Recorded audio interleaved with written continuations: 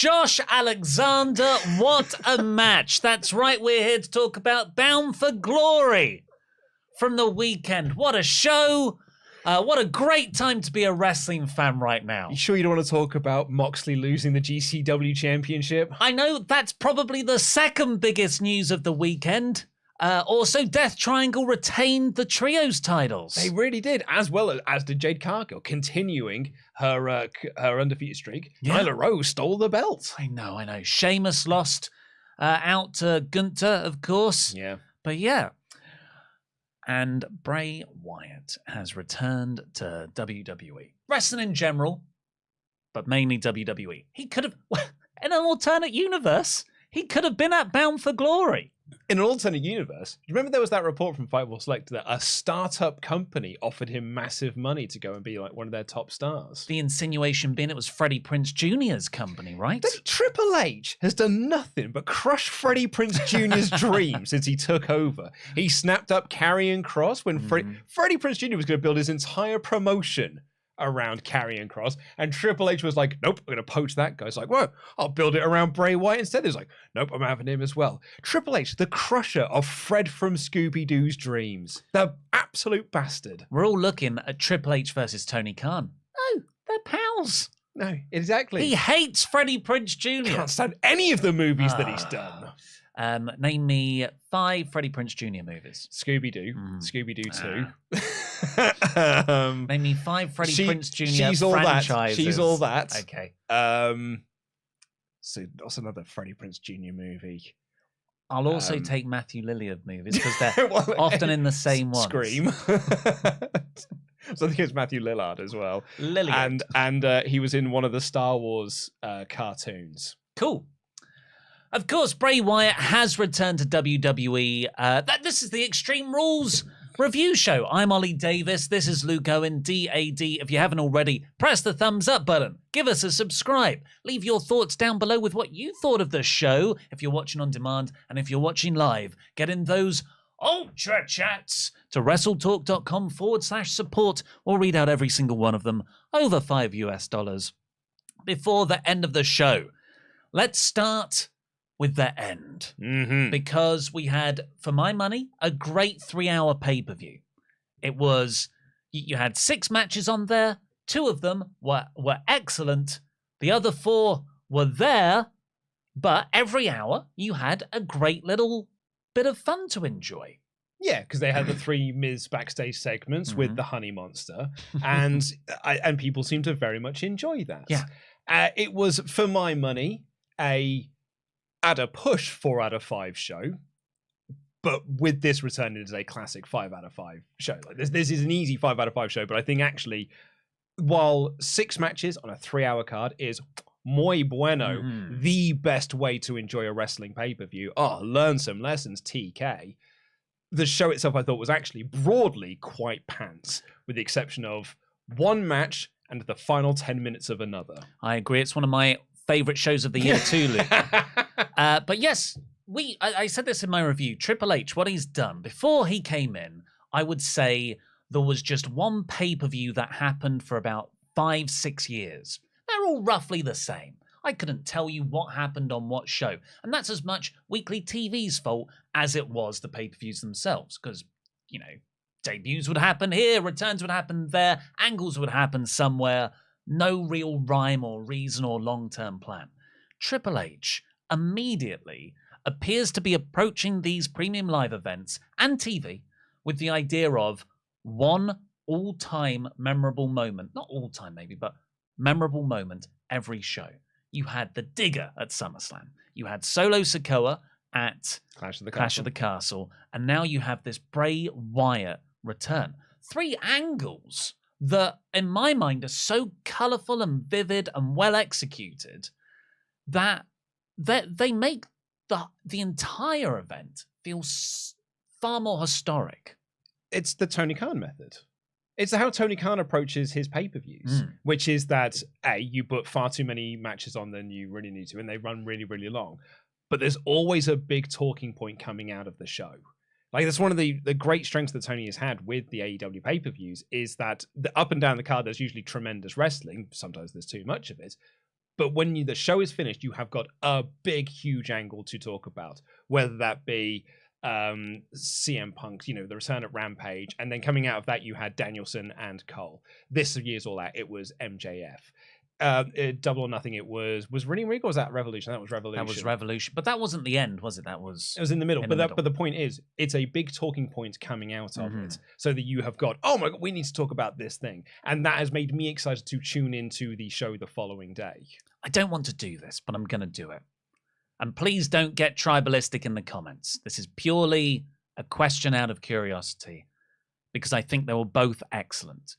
Whose return did you prefer? MJF's or Bray Wyatt's? Because they're both kind of similar. They both had evil masks. They both happened at the end of a pay-per-view, premium live event, where the title match, or the main event had already finished. Everything goes black. Vignettes. Someone walks out on stage. Oh, and it's Bray Wyatt without a shadow of a doubt, because I thought the MJF one, the reaction that got him, in the first instance when he came out and he won the ladder match, was pin drop deathly silent. Whereas this was a show built around the return of Bray Wyatt. The very first thing that happens on the show, more or less, during the entrances is White Rabbit's coming tonight.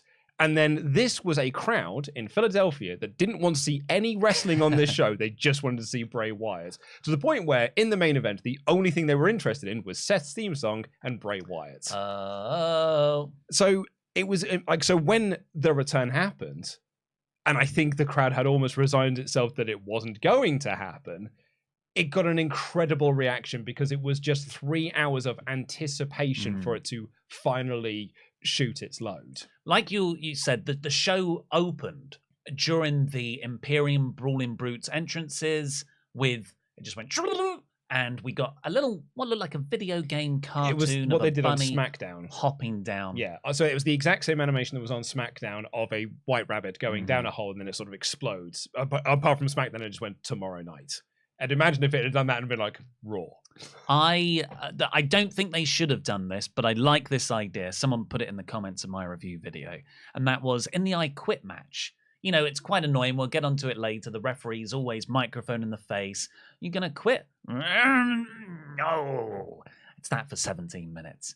If the reason that mic was always in play is in the 5th, 6th, 7th minute, suddenly it just goes, let him in or run. Someone, but that would have given the game away. I don't even think that. I think it would have just distracted from the match, because then people would have stopped caring about that match and be like, "Oh, Wyatt's coming now. He's the leader of Judgment Day." But what happened was, really, there was no other mention. I didn't see any. Maybe there was a bunch, but they were Fight Club style jump cuts until right at the end. The copyright logo even came up in the bottom left-hand corner. As you predicted. I've seen people say that they were getting ready, opening Twitter. This show sucked. I already started making up the "Where Bray" thumbnail.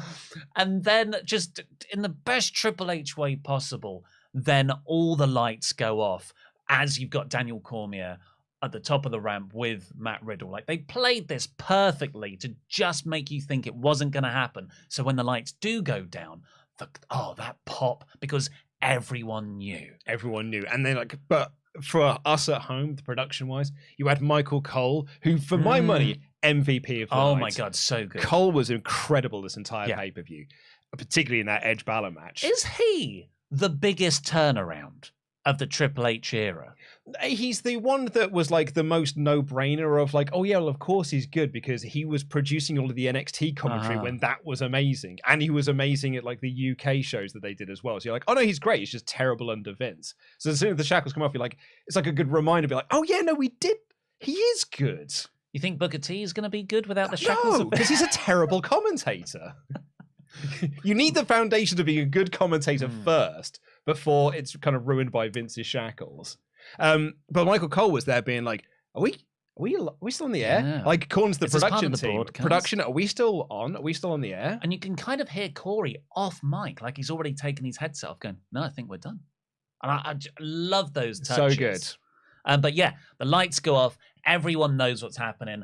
Fireflies galore with the phone torches, and then it's Bray's voice singing, "I've got the whole world in his hands." And then the camera, this was, actually probably a little bit too long, but I don't care. Don't care. They zoomed in on, there's Huskus the pig boy. In human form, not as puppet, but a human dressed up as Huskus the pig boy. Someone's seen their Blood and Honey trailer on YouTube, haven't they? Do you remember that concept art that someone showed that one of the plans that Bray had was to do real life versions of the puppets? That was the next step of the gimmick, but then he got released. Yeah. That's what I thought we were going for, and it may still be where we're going for here. Although this did also feel like it's, we'll get to it, because this feels, it felt like the death of the Funhouse in a way. Yeah, it could be.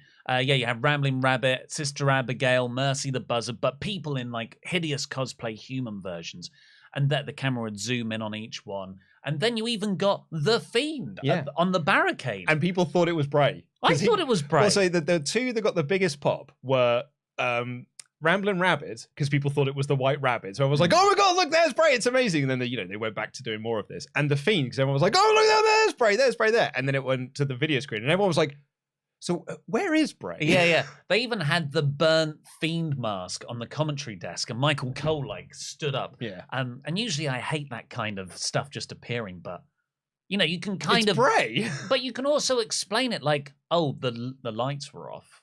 Michael Cole was paying attention to other things, and then the light turns on that. But yeah, that's just another example of Bray determined to tie up every narrative loose end, even that crappy burnt Fiend thing. There it is. But yeah. Then the camera goes up the ramp. There is a mystical looking door. Looks like it's part of a woodland or a forest. Yeah.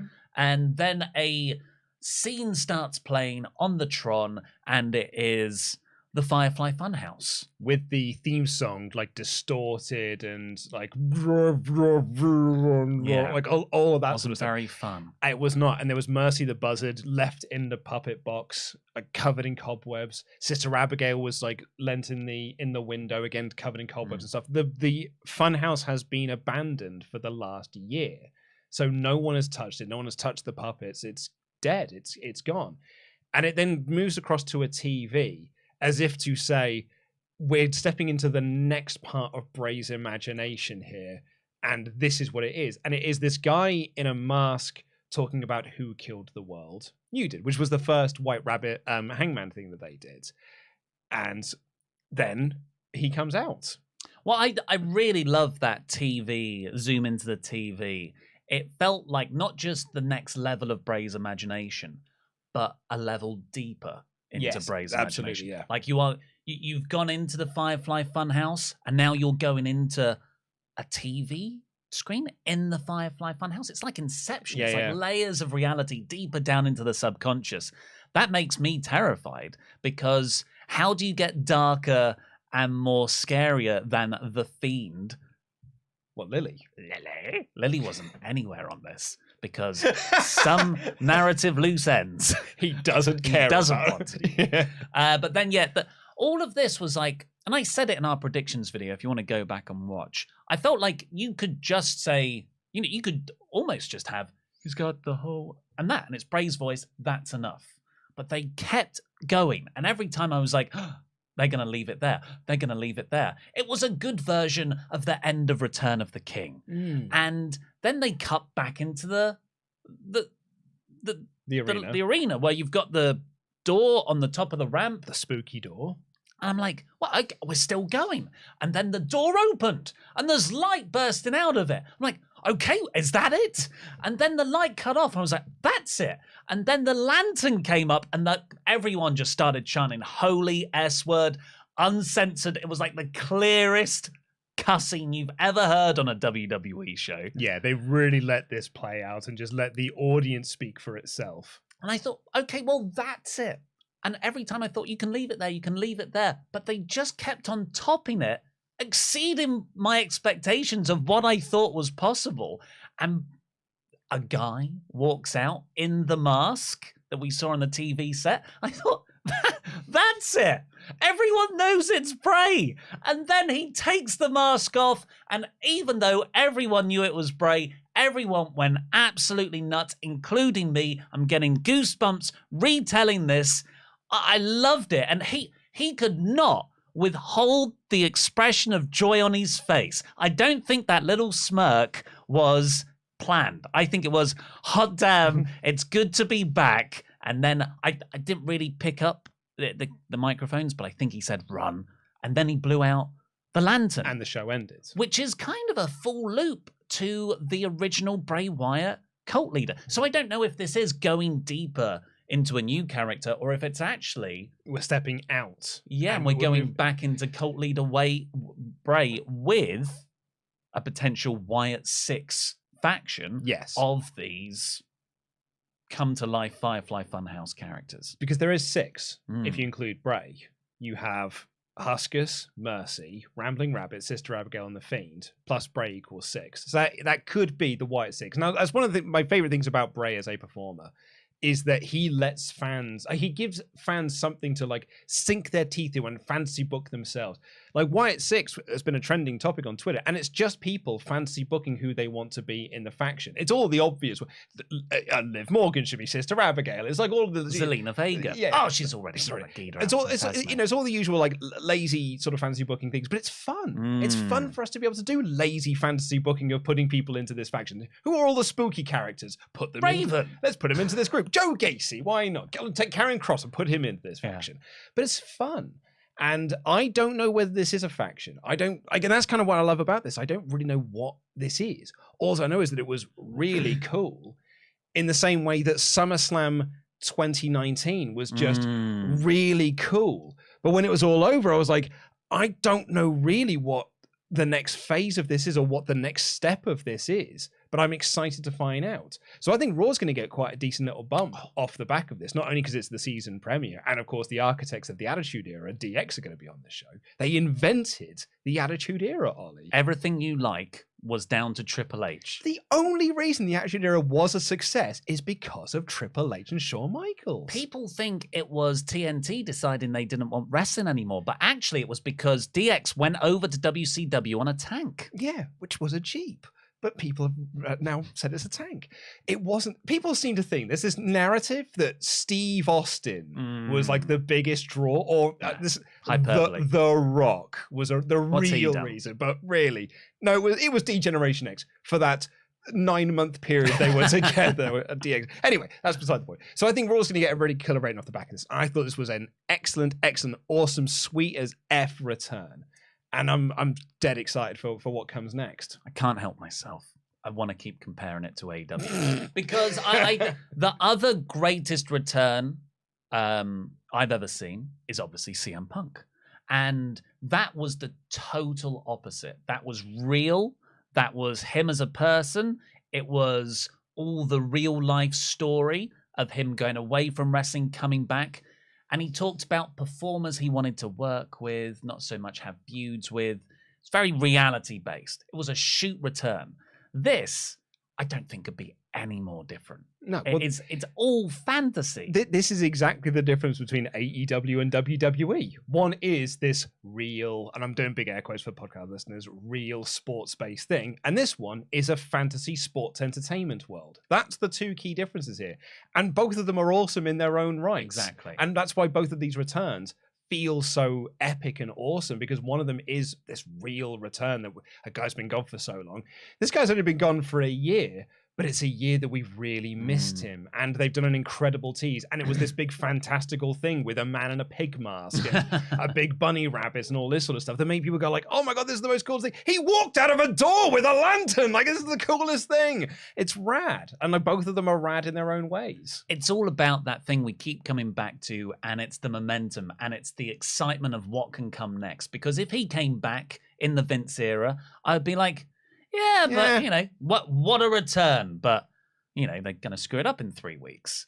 But now, like you were saying with the Wyatt 6, the potential of a faction or just Bray by himself. What this character means. I'm so excited for not just where WWE will go, but where will Bray's imagination go with someone who has more of a commitment to longer term storytelling, which they have got in this new fella that they hired in who used to work for Marvel Comics, pitched a Fiend movie last year. Didn't even think of that. So like they're going to be working together. Rob Free, I think his name is Rob Fee. They're going to be working together on this sort of thing. He's the head of long-term creative plans. And yeah, I think Triple H is a guy that's just like, look, the fans love you and the fans love what you're doing. Let's see what you've got and let's run with it. Whereas the report was that Vince had lots of ideas for what Bray did, and Bray didn't like any of them. So he just kept saying, if he thought it was rubbish, he would say that is rubbish. And Vince found that, quote, difficult to deal with.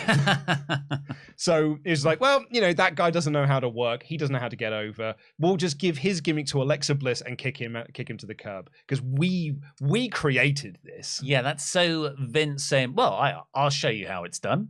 Yeah. I'll give it to someone else and I'll make it work with them. Daniel Bryan's not over. The yes chant is over. We can give the yes chant to anyone. Let's see what everybody thinks on the Ultrachats. Get them into WrestleTalk.com/support. Dr. Hook Nolan of Evans says, hiya, gents. Bray's back. So happy, but I'm not sure how you feel when I say just enjoy wrestling. I was texting a friend afterwards and he said WWE greater than AEW, which hugely annoyed me. Why would I care about picking sides after watching that? Thoughts, Jam at Jam. Look, we've been doing this for a while now. We've reviewed every episode of AEW Dynamite and actually everything AEW since it's launched. It's just a thing that wrestling fans now do. And actually, in fairness, they sort of always have done because people did it with TNA. People did it with WCW. It's now louder now because social media is there. People pick their sides. Marvel, DC. PC Max. PC Max, exactly. Riot DR. Oh no, PJC. Yowie wowie. I stopped watching WWE when The Fiend lost to Goldberg. I said to my friend, if Bray Wyatt comes back, he is a dum-dum because Vince won't book him right. Under the Triple H regime, I'm never missing one show ever. You could do, because actually, as great as this was, weekly TV is largely missable. Oh, ain't that the case? Riot DR. Hey yo. As wrestling fans, it is hard for us to practice patience. I love Bray Wyatt, but Matt Riddle risked his entire spine on that falling bro senton just to keep the attention of the fans. That being said, probably the best way to re-debut Wyatt. Felt so bad for Matt Riddle in that main event. Talk about like he was probably more over than Daniel Cormier was, but still the third least interesting thing people were into. Mr. CJ Lilly. Hi guys, very cool night last night. Alexa even tweeting, hello old friend, of course for the Fiend, or Bray, even though it meant, again, she got attacked for it. I don't know. But do you think the Puppets and the Fiend are the only other members of the Wyatt Six with Bray as number 6? If so, how would you fill these roles? So you've already said a few, Bliss, Joe Gacy. Those are fan theories, I guess, because you just pick spooky characters and you just put them together. He should be the leader of the Dark Order, that sort of thing. Well, Eric Rowan's not doing anything right now. Bo Dallas. Yeah. We've always wanted that in. I don't know, like the best iteration of this was when it was the Wyatt family of Bray, Rowan, and Harper. Like that was the best version of that group. I don't think I want a lesser version of it. I think it's a new group. I just kind of want to see Bray on his own. At this current point, that's what I'm most interested in. I don't want to just grab some other members of the roster and just throw them into this group. I know what you mean, but also Bray works best when he doesn't wrestle often, and having a group around him means he can have these great promos, have these great vignettes, have these awesome feuds, but not kill other baby faces until 3-4 months in. That was the thing when I put out a tweet saying that I really enjoyed this, and the first few comments I got was, yeah, but the bell has to ring at some point.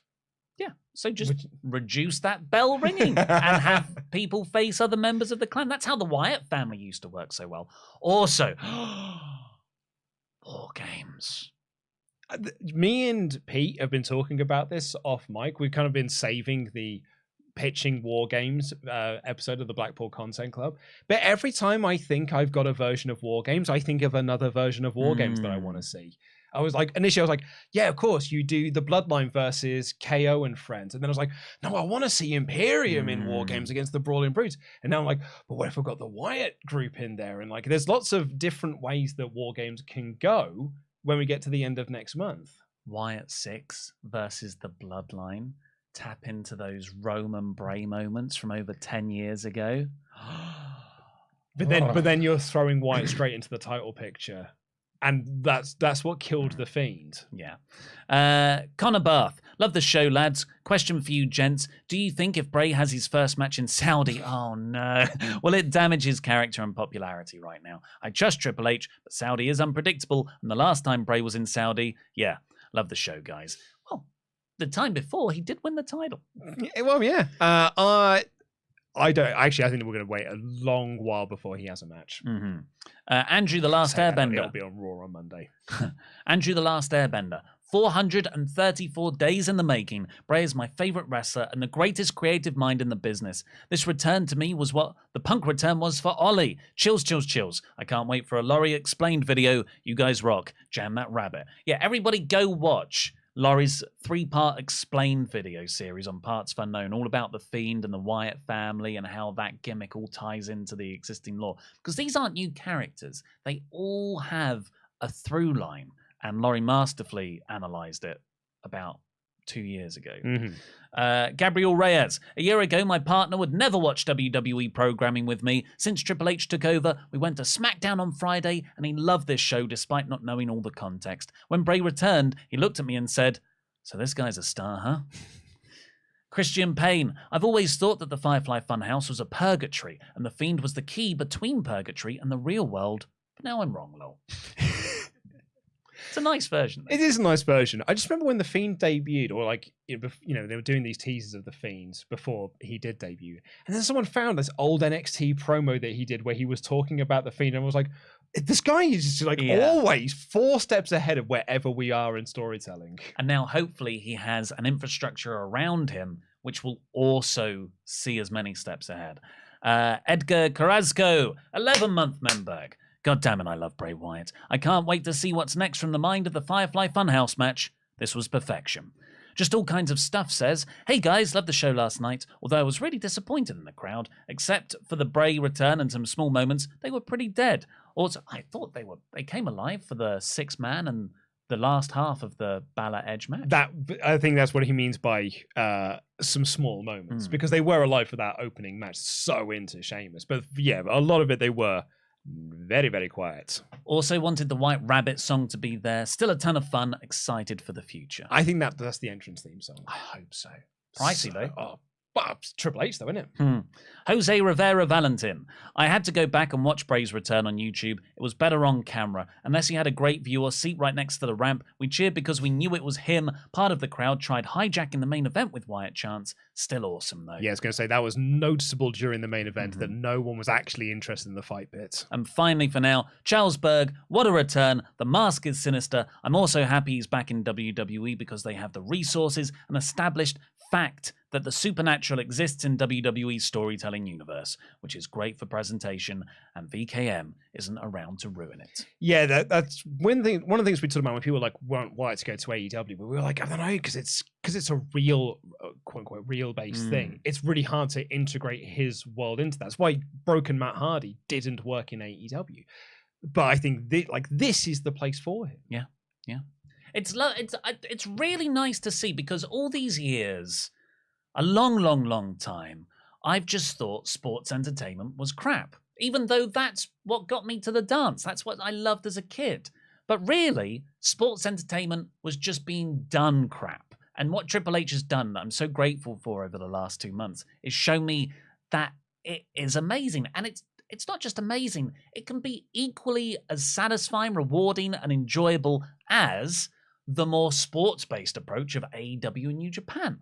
I love both kinds of wrestling. You can't do that, Ollie. Pick a side. But the problem, like we had in previous wrestling wars with TNA and WWE, for instance, is that TNA would just try and be WWE, and WWE would try and be WWE from 10 years ago. What I feel like we've got now is, pending a few backstage issues, AEW's got its toned down perfectly, and now WWE is really fulfilling the potential that it's always had, because ultimately, everything was always in place in WWE. It just had a problem at the top. They had the greatest roster that this world has probably ever seen in terms of a wrestling roster, and then they released half of them. But they still, even when they released half of them, still had the greatest roster of talent available to them. But you're right.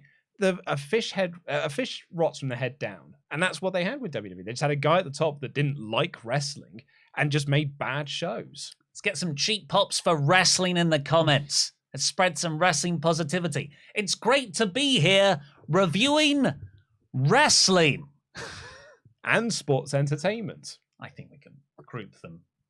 You reckon?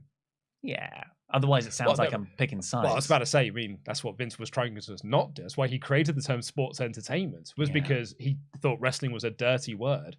And even though they did it for 40 years, no one ever said it. In like general day-to-day conversations, no one ever said, oh, did you see the sports entertainment last night? Oh, did you go to the sports entertainment show at the weekend? It was always just called it wrestling. I think that's actually probably Vince's greatest failure. Well, I think many failed business ventures, like the XFL. Sure, he lost lots more money on other things, but that Twice. Tried it again as an actual like thing he tried to get over, never did. Right, so this show, let's do the play-by-play. Paul Heyman had a voiceover where it was quite enjoyable. I didn't love it. It wasn't like one of those classic intro video packages. But it did boil down to Heyman shouting at a kid to spell the word extreme. In all fairness, the kid was asking stupid questions. It's not that hard of a word, kid. Yeah, XTRME. We all know. Get it right. Then we got the little tease for the White Rabbit. But the opener, which is the new like high-flying lucha warm the crowd up thing, it's Imperium versus Brawling Brutes in a Donnybrook match. A good old-fashioned Donnybrook match. Sorry, not those newfangled Donnybrooks. No, I've got zero interest in a year 2000 Donnybrook match. Yeah, where they've got like electric scooters and it's craft beer. Yeah, craft beer and vaping. There's a slide. No, rubbish. No, I want a good old Donnybrook match. Yeah, this is the only thing that I really want to see. And it was just two teams kicking the cack out of each other, and it ruled. Yeah, this was excellent. The Sheamus, Imperium took control early, and they put Sheamus, what's that? Like, it was like a bar, like a wooden bar. They held Sheamus down, and Gunther just chopped him, and just you saw the red appear instantly. Yeah, Sheamus has literally only just come off from that 24 hours earlier. He's only just got the white back on his skin, and Walter's like, "Yeah, let's go get that back. Make it red again." But then Sheamus had a great comeback. I've not written down what started it though. Well, it's because they essentially sort of buried him under there, and he just rose up from like Godzilla out of the sea. Just rose up and like, and he goes up and he just tears house and just kicks the cack out of everyone.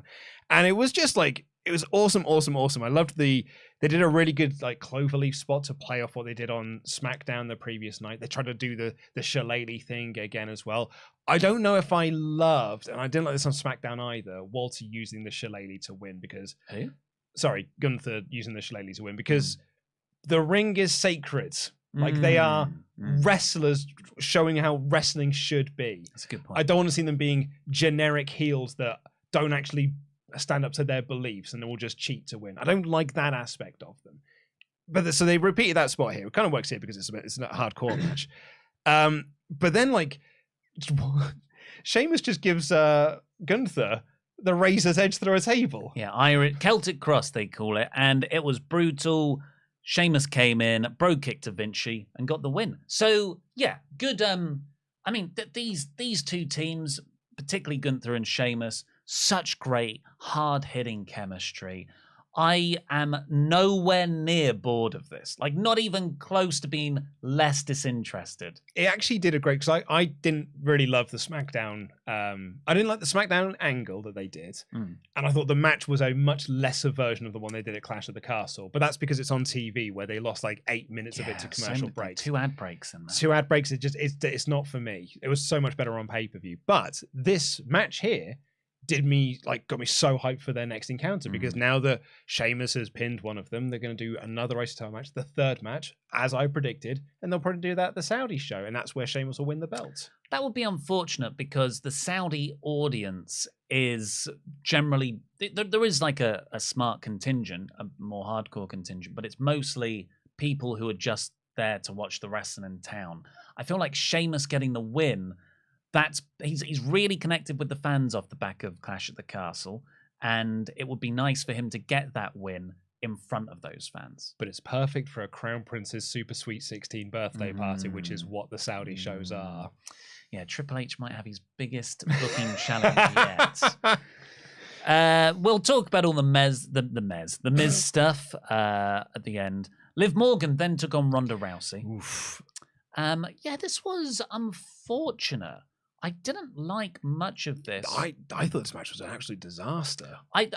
It's difficult because I feel like they were both trying hard. Liv always looks like she's trying hard. Ronda, was undermined everything. Yeah. But yeah, the story was, and it's been the story going in, Liv has unleashed this extreme side of herself, but Ronda is already very dangerous.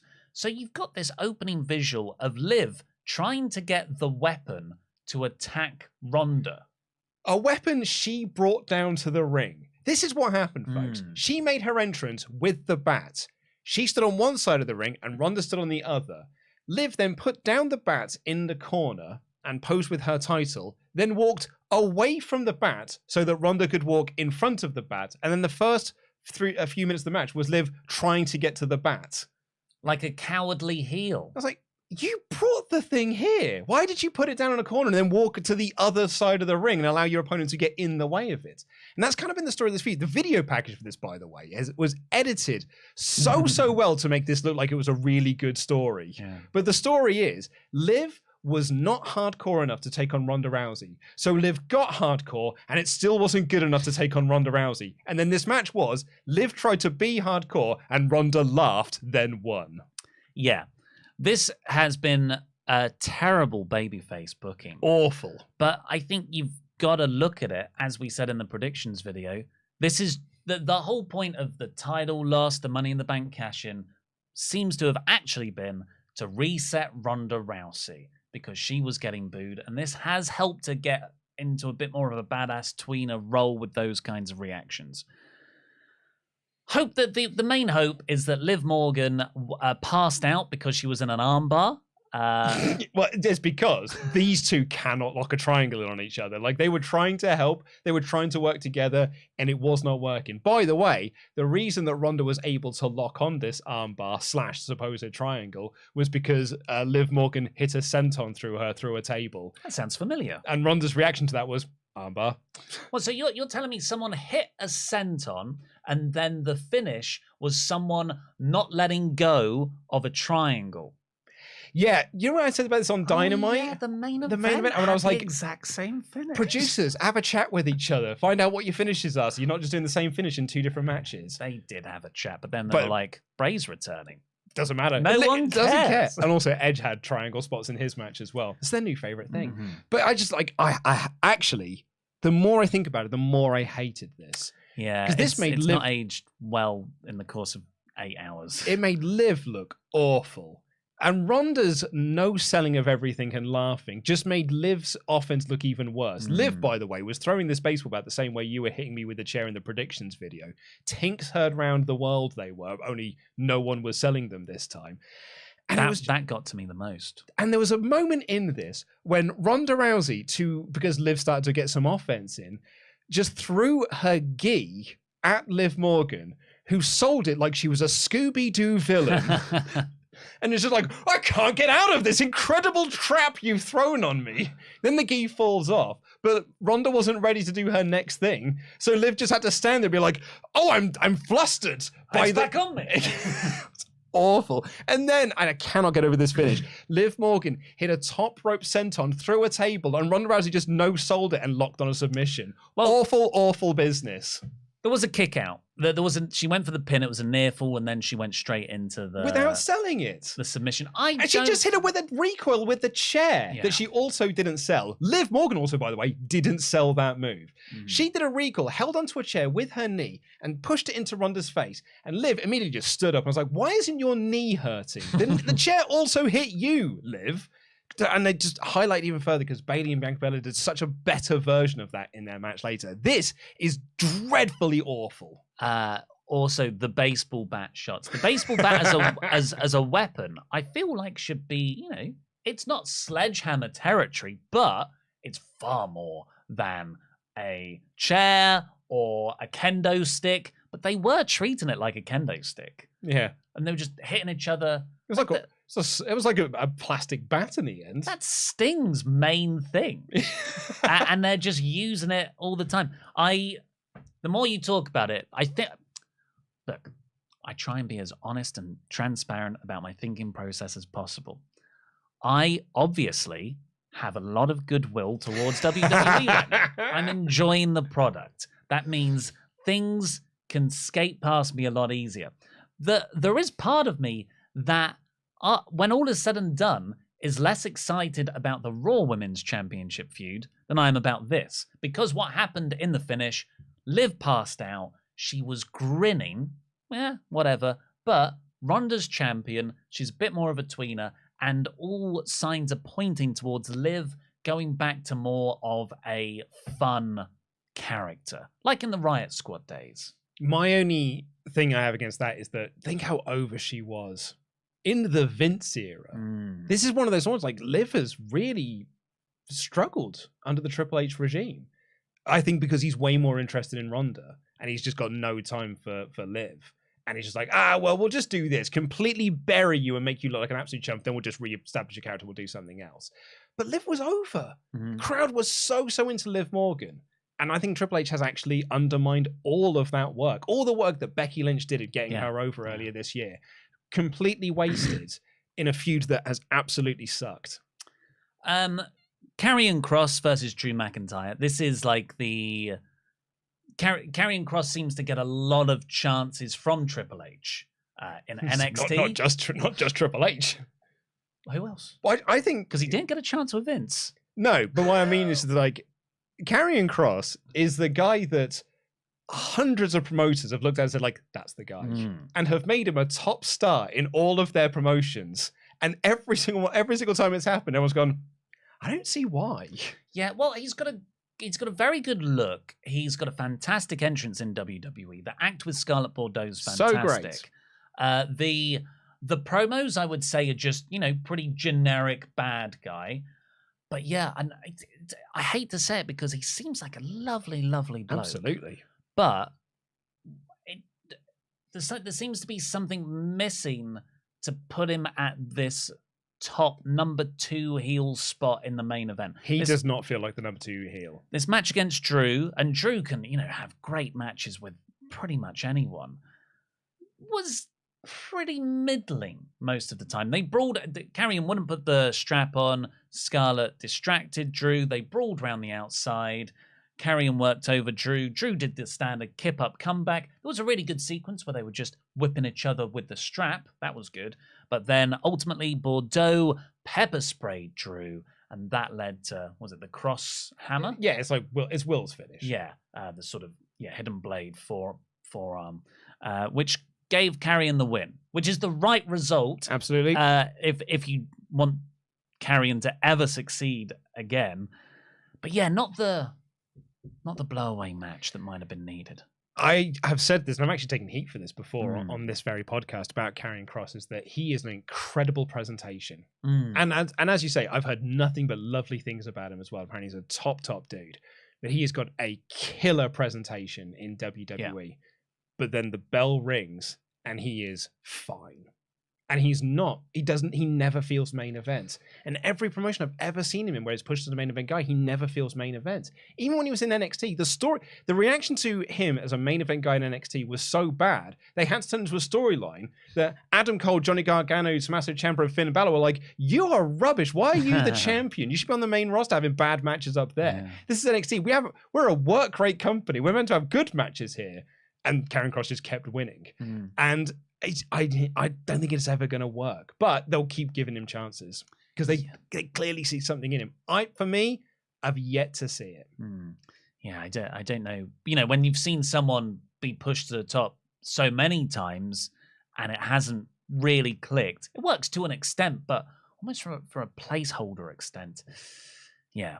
I take no joy in saying this. Absolutely not. Gunther feels like a much bigger heel and should be further up the card than Kross is. Yeah. Then we got Bayley versus Belair in a ladder match. We got Nikita Lyons in the crowd as well. But this was good. Like it was a ladder match. There were a few bumps there. I still feel like Bayley's got quite a lot of it's almost like she's a bit worried. As you would be coming off an injury, maybe a ladder match wasn't the best idea to run into. Particularly when she starts messing around with her knee brace and things like that. Yeah. But Belair's offense, she's very good. She's very well suited for a ladder match thing. But they go, I think, 15 minutes in the end. Damage Control come down and have zero effect. Well, the storyline going into this was, how will Belair survive when she's got no and friends, but Bayley still has both of her friends? Turns out, absolutely fine, because they are not an inconvenience. Shall I give you a YouTube tip? You should say, it's super easy, barely an inconvenience. Oh, yeah, the people go like crazy because it's a catchphrase from another channel. Super easy, barely an inconvenience. Yep, cheap pop in the comments for wrestling. Cheap pop the wrestling. So Belair just took them both out with a double KOD despite having wrestled 10 minutes in a ladder match. I thought, okay, well, they're setting up for Bayley to now win. Bayley got her underneath the ladder, climbed up it. Belair pushed that over, gave Bayley a KOD while Bayley was holding a ladder, and then Belair won. Yeah, so the finish was quite contrived because Belair had Bayley up on her shoulders for the KOD, then walked her over to the ladder so Bayley could pick up the ladder piece, and then she hit the KOD while she was holding it. So it wasn't smooth, and it looked quite clunky, but at the same time, incredibly impressive. Yeah, the double KOD as well was not smooth. But yeah, I appreciate the thought and the strength that goes into at least trying to make it happen. Absolutely, yeah. It was okay. Well, I think it was a decent match. Yeah. But ladder matches in WWE have a kind of death-defying bar where you've got to go through a ladder. You've got to jump off a ladder from a very high point. At the bare minimum, you have to take a very awkward landing on a ladder. And they didn't do any of that. I'm not saying I want people to take those bumps, but this is WWE. It's Extreme Rules. That was the expectation. So I think they did fall short of that. This apparently, according to Fightful Select, was talked of being the main event as well. I thought it was going to be the main event. Yeah, you said. Because I thought it was, it's the biggest angle that they have on Raw. Like, this is the one they've given all of the time to. Do you think if it was the main event, Bayley would have won the title? No, I think Belair was always going to win. Always going to win that first bout between them, which I think is a real shame for Damage Control. Because like you said in your review, your excellent review, we had this in, I can't remember which show it was now, where we were talking about like, Bianca Belair's got no friends now. I was like, this could be a place to have Banks and Naomi return. That's her new backup. And there were a lot of people theorizing, well, who's going to be the new backup? It turns out Belair doesn't need back. She doesn't need and friends. And it actually damages Bliss and Asuka even further because it's like, well, why do you even hang out with her as her cheerleader when she doesn't need you? Yeah, as bad as the Rousey-Morgan match was, I'm excited. Rousey's champion. That should give more credibility to the division. Liv's going to undergo a character change. Here, the only thing that's changed coming out of it is that Belair is arguably more one-dimensional, and Damage Control have lost again. And I think that ship's now sailed. They will now never get past a certain point of, we cut long promos and we're heels. Ding dong. It's where Judgment Day was. Although Judgment Day have come back from that. As long as Trips has got belief in you and he has you open every episode of Raw, you can get over again. So maybe the Sasha Banks return could help reset Damage Control, but I feel like now was the time to put the belt on her. I knew that Bayley wasn't going to win. I just want to point out I went 6 for 6 on this card. Oh!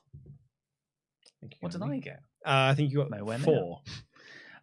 Speaking of, Finn Balor versus Edge. I Quit match. My match of the night. Dear God, freaking fantastic. Here is everything you need to know about this match. For the first 20 minutes, I took no notes. These are the notes I took. Balor has new music and a new Gimp mask to go with it. It's cool. It's a dark remix of his old music. Lots of brawlings and submissions. They go through a barricade and there's a light Holy S chant. Then all the run-ins happened, which was the final 10 minutes match. So that right there are all of the notes I have to say about the first 20 minutes of this match. This was a half-hour match. 30 minutes long. And it was quite boring. I think it's a quite fascinating microcosm of the pay-per-view as a whole. 2/3 of it, mostly forgettable.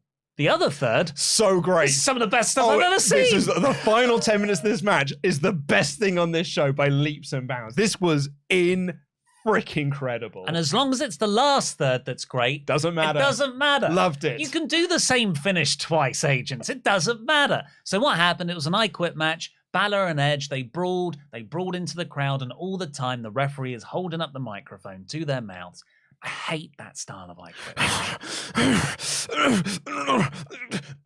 No.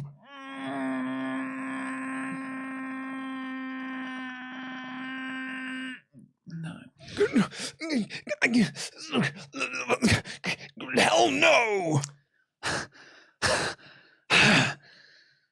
Hello. A lot of them are just sort of like Frankenstein monsters, like. Really not for me. But again, they were working very hard. I could hear it. Out of breath, the pair of them. So let's fast forward 20 minutes. Balor is saying, I. And then Dominic and Damien run in. Yeah, Dominic and Damien. And they stop Balor from quitting, and they beat up Edge. And from that moment on, the next 10 minutes were all killer, no filler. All freaking hell broke loose. The only thing missing here was an AJ run in. But like, I thought AJ was going to run in. Yeah. Everyone else did. Yeah. Beth Phoenix ran in. Rey Mysterio ran in. So he was less than effective. I'll go through all the points. So Edge hits this awesome spear on Balor off the apron onto Damien and Dom. That was awesome. Then he stands back and Rhea Ripley handcuffs him to the top rope out of nowhere. You get this great moment of Edge looking at the hard cam, back turned to Judgment Day, like, just hit me. And they all start beating him down. And that's when Rey Mysterio runs down. And Rey beats up everyone but Dominic. Boo! He beats up his dad. Dominic turns around. It's Beth Phoenix! Beth Phoenix is there! Edge's wife. He beats him up. She turns around. Rhea Ripley's there! It's Beth versus Ripley. It's what we all wanted. They have a really intense brawl. The crowd are going ballistic. Edge then... But does he beat up Dominic first? Well, he gets free because Beth Phoenix beats up Rhea Ripley and gets the key, unlocks Edge, and then Edge kicks Dominic right in the willy, just like after Dominic shook his hand, exactly the same way they did at Clash of the Castle. Muy bueno, lovely stuff. Dominic's facial selling of this, and actually Dominic's facials throughout I thought were exemplary. Edge hits 3 spears on Finn, and I'm sitting there going, you know what, like, I don't think Finn should win, but I'm really enjoying this. If they're gonna let Edge win again, that's fine. And then does he kick? So he went and got the chair, and he was going to do the chair thing where he puts the bar between your teeth with the crossface. And Rhea Ripley just hits Beth Phoenix with brass knucks, as if we needed more gimmicks on top of this, and I think we did. Brass knucks to Beth Phoenix. Beth is out cold. Yeah. And so then they've got Edge held up, like the goons. You got Dominic and Dominic just like holding Edge up, and Balor's there going like, "This is your last chance. Yeah, quit." Was this after the 3 coups de grace? Yeah, they did that, and then like the coup. Oh yeah, right. The coup de grace, and it was like, "This is your last chance." And then they set Beth up for the concerto. Ripley's going to do the concerto onto Beth, and Edge just goes like, "Okay, I quit. I quit." He's like, he can't even bring himself to say it because he's too proud of a man to quit, because he's never quit in his life. And then they just looked at him and just did it anyway. Oh my! So he said, "I quit," and that's the end of the match. And I was honestly downstairs in my living room, 7:45 in the morning, and I yell, "Hit her anyway!" It's like Clash of the Castle all over again. Hit your dad. Hit your dad. I was so hit his wife into this angle. I was just like, "Hit her anyway! Do it!" And she hit her, and I just went, "Yes!" I was so into this. It was so great. And it was just like, you look at all the stuff that happened in a 10-minute process, and you're like, no, that's overbooking, surely. Surely that was overbooked. But actually, if you look at the whole card, there's no other interference. There's no cheating to win, I guess because you've got the Extreme Rules. It was damage control interference in that and match. you actually also had Scarlett Bordeaux. Yeah. actually quite a lot of interference when you look at it. It's like an AEW card. But there wasn't this much. They didn't have 8 people interfere. It's kind of like the Bray Wyatt return because it's just another thing on top of another thing. And it's such a hard thing to do because you don't know when you're going to over-egg the pudding. And they managed it with the Bray return. And here they also managed it in terms of an in-ring storytelling perspective. This was soap opera sports entertainment at its finest. I said in my review, I thought this was nearing levels of Shane and Vince at WrestleMania 17. Nearly. Yeah, but like in terms of like just how many beats they have and twists and turns and this person runs in, that person runs in. I just wish it wasn't half an hour. Because like if I was to compare this to Great British Bake Off, this feels like we were following someone baking and they just kept like looking at their baby like, I don't think this is going to be very good at all. Oh, I've messed that up. I forgot to put that ingredient in. Oh my God, I didn't put any salt in. I'm going to have to redo my batter and that and the other. Yeah. I was like, but I'm not going to quit. I can't quit. I need to make this bake. And they get the bake and they put it up in front of Paul Hollywood. Paul Hollywood eating goes like, that's one of the greatest cakes I've ever eaten in my life. That's what happened here. I wrote notes here. That first 20 minutes or so were really boring, but that final third was exceptional. Yeah. It's so much fun. It's great. Good bake. Charlotte Flair had a video package in the sort of Peacock thing. Ads. Yeah. So yeah, you don't know how much to read into that. Last thing I just wanted to say, sorry, in that Edge and Balor match, because I do feel like this is actually not like everything was great about this. Michael freaking Cole. This was the best work that he did. We reviewed SummerSlam 05 recently for Patreon, WrestleTalk Extra. Michael Cole was so great in that Ray, Eddie Guerrero, Dominic Mysterio on a ladder pole match. Him and Taz. And Taz was so great because Michael Cole has got this relationship and this sort of like understanding because his kids are adopted. And like it works so beautifully with that story. It was like incredible Michael Cole there. Cole, I wish he was on Raw for this storyline. I probably will be. He's so great. He just shouted at one point when Dom was beating up Ray, someone should slap that kid across the face. Yeah. And you got Corey there being like, he's no kid, he's a man now. But Cole just could not get over that this young boy was beating up his dad. And the drama around, he kept pleading with Edge. Edge, no one will think any less of you if you just quit now. Just quit, man, just quit. He was so freaking great here. It's that moral voice that JR used to have so well in the Attitude Era. And it's great to see Cole bring it out. He was, extraordinary. Miz, all throughout the night, had these backstage segments with Gritty, not the Philly Fanatic, the baseball mascot. They're different colors, Luke. Did you say that in your review? I got the wrong. Oh, no. I got the wrong weird horn-nosed fluffy man. Which is on me. I'm sorry. That's absolutely fine. I thought I was showing my good sports knowledge because I've seen a baseball. Yeah. Once or twice. Is this not a baseball? I don't. Well, maybe it's another baseball. Is he a basketball? Because I think it's the Philadelphia Flyers, right? Yeah. Then you fly through the air in basketball. You don't really fly through the air in baseball, do you? It's just sports ball. Cole was great last night. No, it's hockey. He's a hockey one. Because they fly across the ice, you see. Yeah. He's a hockey. I thought he just the honey monster.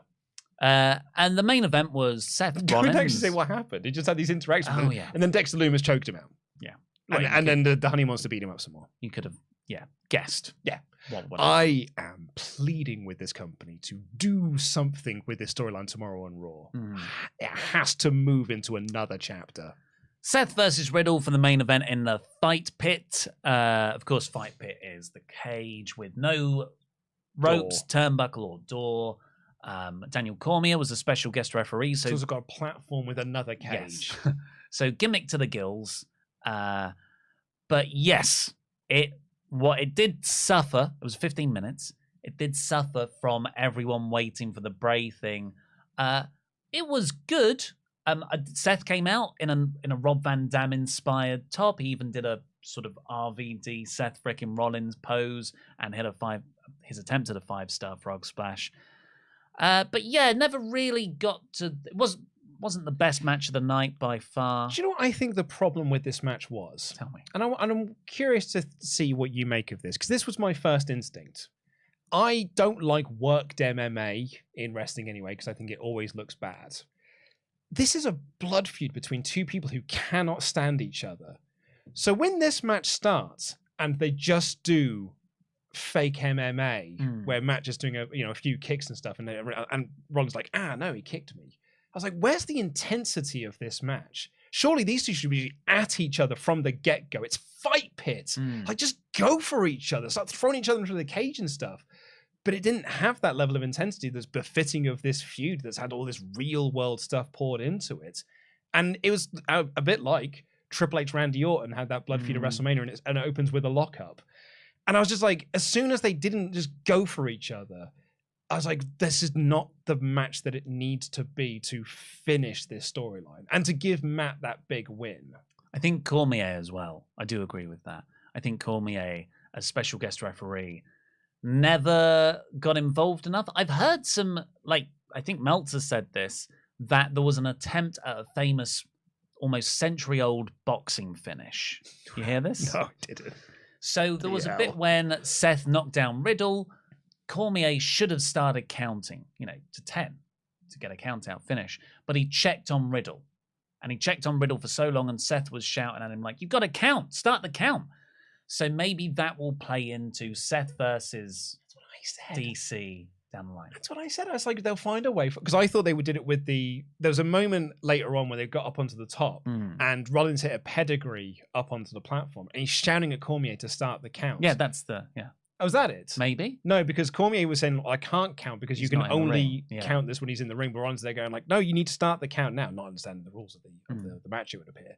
So I just figured okay, we're doing this to start a Rollins versus Cormier storyline, presumably for Crown Jewel. So I get that, but it didn't really, apart from the moments when he literally got into their faces and he one point pushed Rollins, early doors, pushed Rollins up against the cage. He was there. But the finish saw Seth get hit by an RKO on the platform, and he very gingerly and safely rolled off, to which Corey Graves went, thank God he did that safely. Thank God he didn't really get hurt. And then Matt Riddle, I think, was supposed to do a big floating bro. Oh, you reckon? Because I thought surely a floating bro here. And I think he got cold feet and was like, I'm just going to do a senton instead. And he just did this senton because Michael Cole went, floating bro from the top. And he landed, and he had this look on his face that was like, I regret doing that completely. Which was, as his ass shot out of his mouth. An awful bump to take. My wife couldn't fathom that someone was dumb enough to do that. And I was like, I should show you this 1PW clip I've got. Yeah, I was going to say, at least it wasn't from a balcony onto concrete, as we saw at the 1PW show. But yeah, then this was what I thought. This was quite a good triangle finish, though, because Riddle then locked in a triangle. Yeah, and they did the hold first off, check. Then Rollins powered him up. He's forcing him into the cage, kind of buckle bomb-esque, but he couldn't get out. Falls to the ground, taps. Good result for Riddle because it's his stipulation. Right result.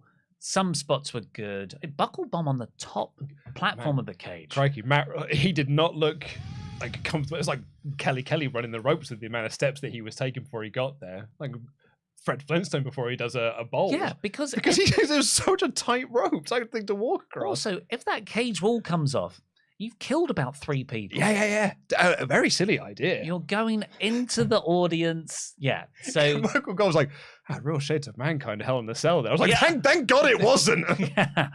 But yeah, right finish. And then, of course, we got the absolutely magnificent Bray return. So overall, I cannot...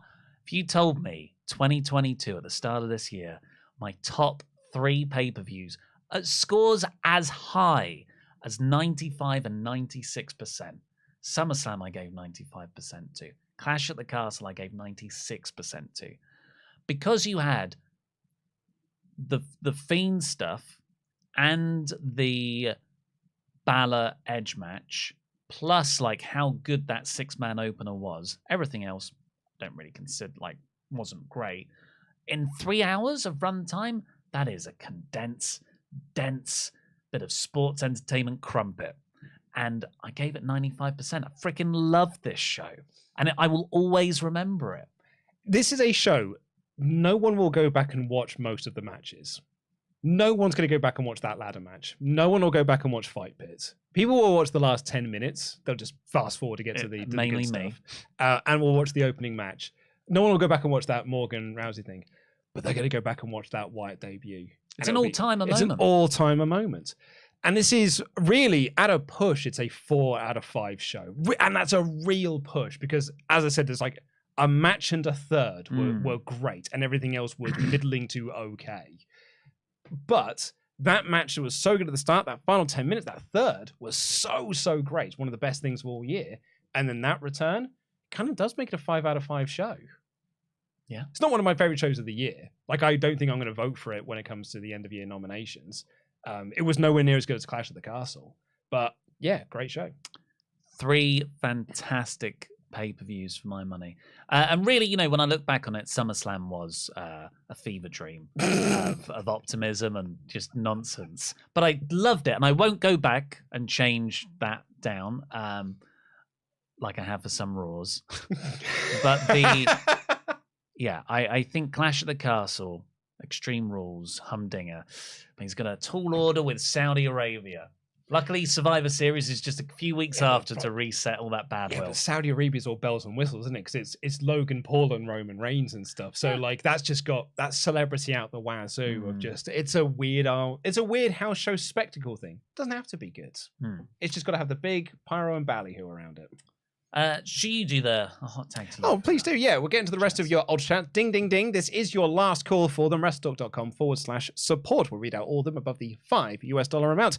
Deadlock EXE said, anyone else catch Liv have a time standstill moment when the chair she set up as gently as she could in the corner fell down? I almost feel bad for her, but I just can't help but burst into laughter. When it fell down, there really was a look on her face like, oh, that's the spot we're going to do next. And then it took them 3 attempts to do that spot.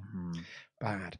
Jose Rivera said, I was there at the event. The show was definitely better on TV. The crowd were actively laughing during the I Quit match. All we could hear were grunts randomly. Yeah. It's really good. If you're on the other side of the arena, you could just... Imperium match and Bianca's match were the best in person. The Liv match was worse in person. The finish was a bit confusing because we couldn't tell if it was the same finish or we couldn't tell if it was the finish. Same with the Riddle match. Never felt like it got into a third gear. We were concerned for their safety because the cage was so unsteady. Chiara says, I finally got why I can't take Kross as a threat. He's now got the same haircut as Sullivan, who's the most wholesome human being. He did get proper poofy hair. Yes, he did, didn't he? Yeah, you slick it back for the entrance, but then the second a little bit of perspiration gets in there, a bit of humidity in the air, poof. It's not a good look. Also, forgive the link, but I've got to praise the staff for going full Nakamura in Edge's entrance. They've linked to that. Okay, so this is a shot of somebody, one of the stagehands, trying to get out the way of a shot, presumably, and he's like this. Yeah. Like on the barricade, so Edge can doing the Nakamura pose. Yeah. The legit underboss has been a member for 9 months. Was watching with Steven Larson last night, and someone said Kross with hair looks like an evolved version of Sullivan, and now I can't unsee it. Frantic Energy says, first time Ultra Chat from Sydney, Australia. Bray's return was one of the biggest pops of the year, and Liv versus Ronda was very enjoyable. Just checking, both Seth Rollins and Liv have blacked out their Instagram. What do you think that means? They're obviously also the White Rabbit. Yeah. Dylan Haggett, Bray's return is a reminder that wrestling is not like nothing else in this world. Ket said, Liv's reign as champ reminds me of Carmella's from a few years ago. Cashed in and won the title, but they're just having subpar matches and not being booked as a threat. Honestly, not into the SmackDown women's scene at the moment. Carmella's was a weird one, though, because they kept saying she doesn't belong as champion. She's just not good enough to be champion. Then she went toe-to-toe with all of her top contenders. I was like, so is she good enough to be champion? And with Carmella, that was I didn't like it, but it does work, I guess, a little bit better for a heel. Yeah. For a babyface, it's just death. Yeah, we didn't even talk about that, but yeah, Liv's supposed to be the babyface in all of this. Dylan Haggett, Gunther versus Sheamus 3. Should it have any sort of gimmick? I'd like to see 2 out of 3 falls. Yeah, you could do that, couldn't you? Because you've had but there's no reason because they're not one apiece. Actually, it's just Gunther twice. First blood via chop to the chest match. No chops allowed match. It's all chops. It's the only thing you're allowed to do. Alfie Harrigan says, hey guys, I thought last show was really good and that Bray Wyatt's return was handled to perfection. I also really enjoyed the I Quit match, but I don't think it needed to go as long as it did. It could have easily had some time shaved off of it. No. Longer. Also, P.D. Williams was there at the end as well, so immediate 5 out of 5 show for me. Hit someone with a Canadian Destroyer. Plasma PD. OMG, he's back. I popped so hard last night that my roommates had to come and make sure I was okay. Extreme Rules was 5.5 out of 5 for me. Pete, no one likes it when you break a scale. Idonol says, hey guys, thanks for everything. I really love you guys.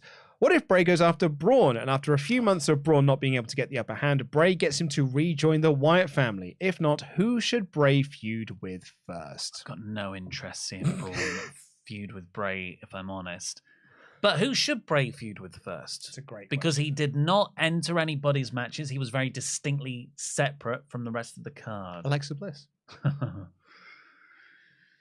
I don't know. This is, again, one of those things where I am actually not fantasy booking anything here. I just want to see what they give me. I'm sat back and I've got an empty plate, but I'm holding a knife and I'm holding a fork and I'm ready to be given what I haven't ordered anything, but a waiter is going to bring me something and I think I'm going to enjoy it. I think what they did with SummerSlam and Finn Balor was perfect because you now just want a match that he can win very quickly against an upper mid to main event talent, and it's just to showcase the new gimmick. So you don't need to enter a storyline. You just have him haunt someone for a bit. So yeah, I'd do that. Not necessarily feud, if that makes sense. Mm-hmm.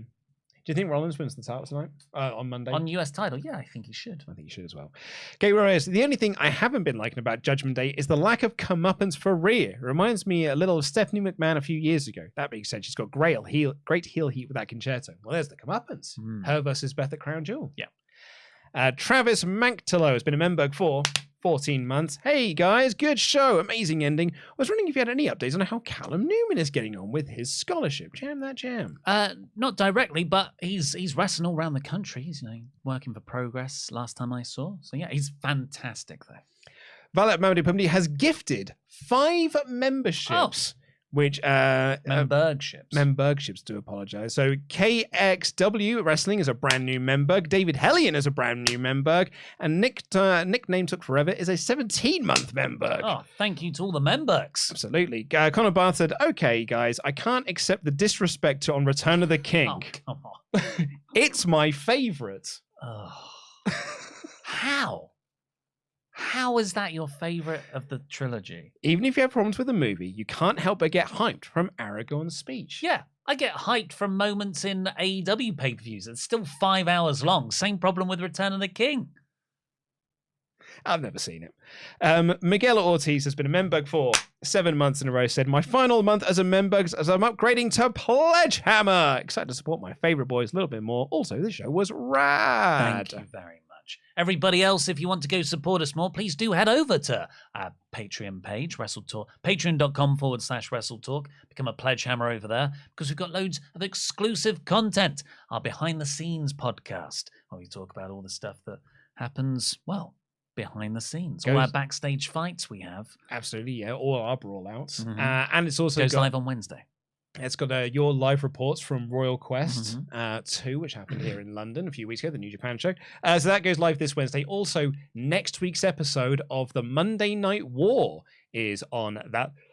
Is available right. It's right now. It's available right now. Episode 5 is available right now to be watched. So head on over there and go and enjoy that, as well as me and Pete doing a backstage podcast on how that show comes together and all of our candid thoughts on this show. All that and more. Plus, we can now announce as well, the winner of WrestleTalk Extra for this month, WWE Battleground 2013, I thought was a shoo-in to win this time round. 9% of the vote could not conquer TNA Bound for Glory 2005 with 33% of the vote. So thrilled. I'm excited to watch that. Not so excited for using their streaming service. Oh, it's an awful platform. But excited to watch the wrestling and relive some weird memories. I'll have to see if we've still got to log in for it. We probably have one from 3 years ago that we will log in for. Oh, wow, got loads here. Anyway, that's all we've got time for on this edition of the show. Back on Tuesday with the Raw review with all the DX shenanigans and Bray Wyatt stuff. Who knows? The season premiere of Raw. I've been Nick Cohen, DAD. That has been Ollie Davis. Jam that jam.